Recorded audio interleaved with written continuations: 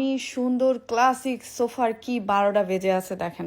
অনেক দিন ধরেই ভাবছি সোফা কভার লাগাবো, কত আগে কিনে রেখেছি বাট কোনোভাবে লাগানো হয় না। আর অলসতার ফল হিসেবে বুঝতেই পারছেন কি পরিমাণ ধুলাবালি পড়েছে।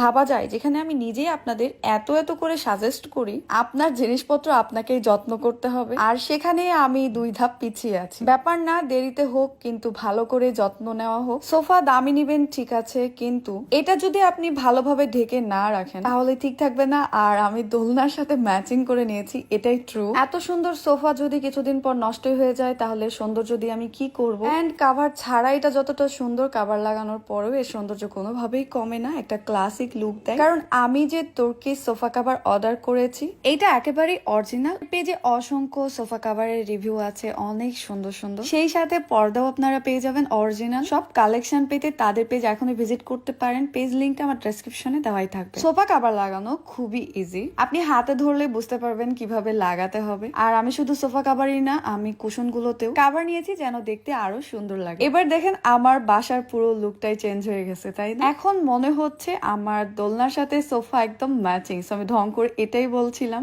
এবার চলে যাই